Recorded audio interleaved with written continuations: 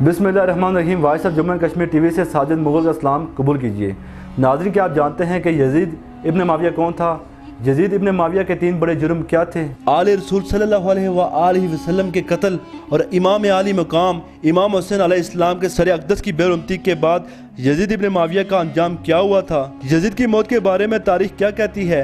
मौत के वक्त यजीद के बेटे ने इसकी सल्तनत लेने से क्यों इनकार किया था? यजीद की कब्र कहाँ वाक़ा है?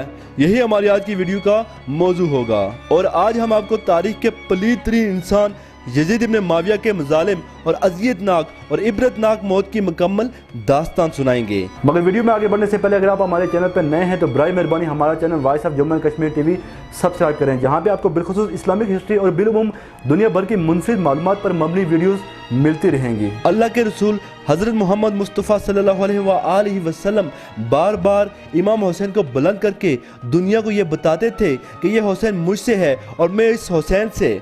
ऐ लोगो, अगर हुसैन पर कोई मुश्किल वक्त आ जाए और ये तुमसे मदद तलब करे तो इसका साथ देना, क्योंकि ये जन्नत के जवानों का सरदार है, मेरा खून है, मेरी औलाद है। लेकिन अफसोस, अभी रसूलुल्लाह सल्लल्लाहु अलैहि वसल्लम की रहलत को कुछ ही वक्त गुजरा था कि करबला के मैदान में एक तरफ 9 लाख का मजमा था तो दूसरी तरफ वो हुसैन जिसको अल्लाह के रसूल अपने कांधों पर सवार करते थे। नाजरीन, यजीद इब्न माविया बनो उमैया ख़ानदान का दूसरा खलीफा था। हज़रत अमीर माविया इब्न अबू सफियान के बाद इसने हुकूमत संभाली। यजीद की हुकूमत के दौरान दमिश्क हुकूमत का दारुल खिलाफा था। अमीर माविया बिन अबू सफियान ने अपने बेटे यजीद इब्न माविया को खलीफा नामजद करके खिलाफत की मुनसी होने का बीज बोया, क्योंकि इससे पहले किसी भी इस्लामी खलीफा ने खिलाफत अपने औलाद के हवाले नहीं की थी। हज़रत अमीर माविया इब्न अबू सफियान रज़ी अल्लाह तआला अन्हु ने अपने बेटे यजीद इब्न माविया को खलीफा नामजद किया। नाज़रीन, यजीद इब्न माविया के बदतरीन और स्याह तरीन वाक़ात में से वाक़ा करबला सर फरिस्त है, जिसकी वजह से वो रहती दुनिया तक इंतहाई नफरत अंगेज शख्सियत के तौर पर याद किया जाएगा।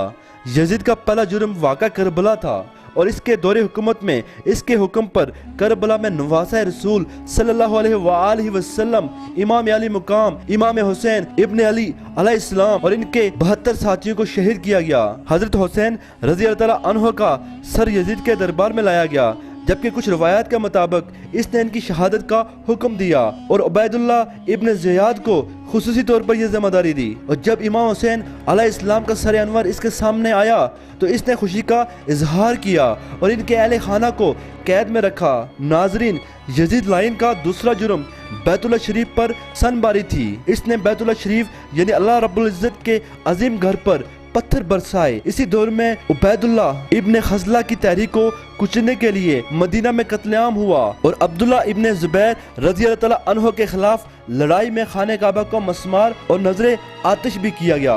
यजीद का तीसरा बड़ा जुर्म मस्जिद नबवी के तक़द्दुस को पामाल करना था।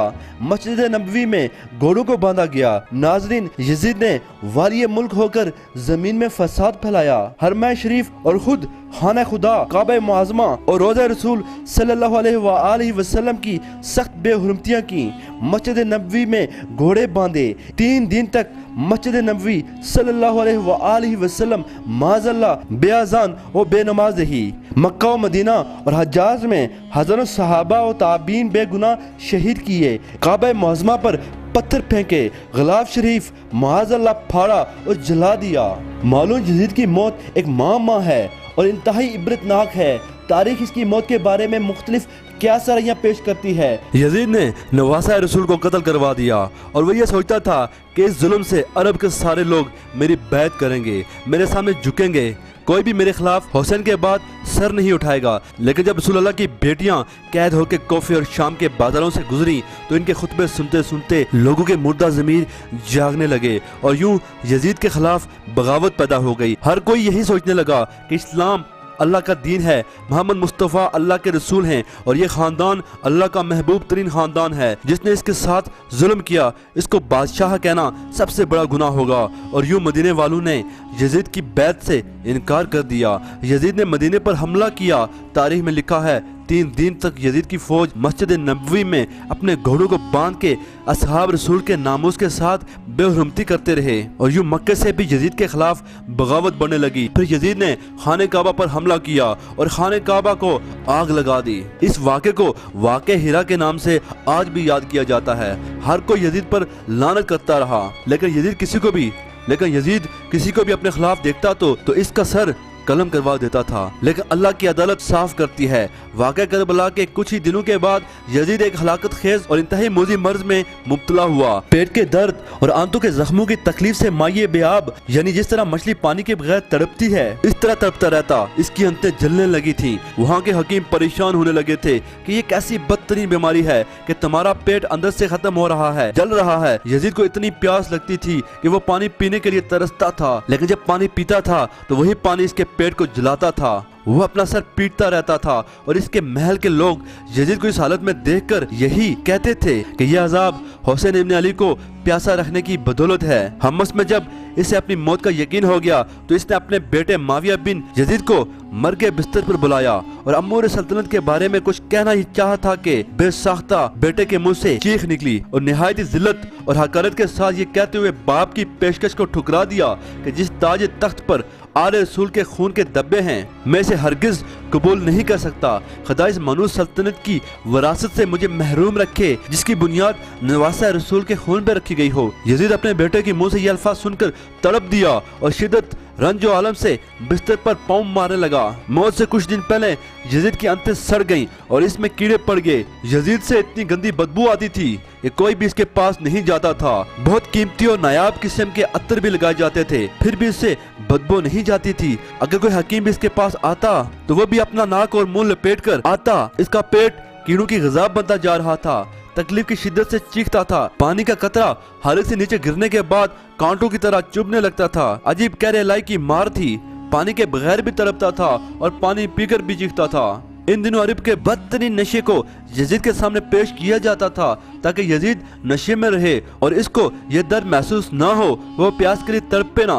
ऐसे नशे की हालत में सिपाहियों से कहने लगा, मेरा वो बंदर कहाँ है जो मेरे साथ रहता है। लोगों ने कहा शायद जंगल की तरफ निकला है। वो अपने घोड़े पर बैठकर जैसे ही बाहर गया तो घोड़े ने नवासा रसूल के कातिल को अपने पीठ से गिरा दिया और यजीद का पाँव घोड़े की रकम में फंस गया और वो घोड़ा दौड़ता रहा। यजीद जमीन पर गिरते गिरते इसका सर एक पत्थर से जा टकराया, लेकिन वो घोड़ा ना रुका, यहाँ तक कि इसका पूरा जिस्म टुकड़े टुकड़े होने लगा। चंद रोज तक इसकी लाश चीर कौओं की दावत में रही। बिलाहर ढूंढते हुए इसके सिपाही वहां पहुंचे। इसकी लाश में ऐसी हौलनाक बदबू थी कि करीब जाना मुश्किल था। एक गड्ढा खोदकर इसकी सड़ी हुई लाश को दफन कर दिया। यजीद की कब्र शाम की किसी गंदगी के ढेर के नीचे दबी हुई है और लोग यजीद की कब्र को देखकर लानत करते हैं। इमाम अली अलैहिस्सलाम ने फरमाया है कि कुफर की हुकूमत तो कायम हो सकती है लेकिन जुल्म की हुकूमत नहीं चल सकती। यजीद निशान इब्रत बन गया। इस जमीन पर जो भी जुल्म करेगा अल्लाह इसका नाम खत्म कर देगा और आने वाली नस्लों के लिए इसको निशान इब्रत बना देगा। नाज़रीन, उम्मीद करते हैं कि आपको हमारी आज की ये वीडियो पसंद आई होगी। इंशाल्लाह मिलते हैं बहुत जल्द किसी नई तहकीकी, तारीखी, सकाफती और मालूमाती वीडियो के साथ। और हाँ, इसको सब्सक्राइब करना मत भूलिएगा। इसी के साथ साजिद मोर को इजाज़त दीजिए। दुआओं में याद रखिए। अल्लाह आपका हामी और नासिर हो।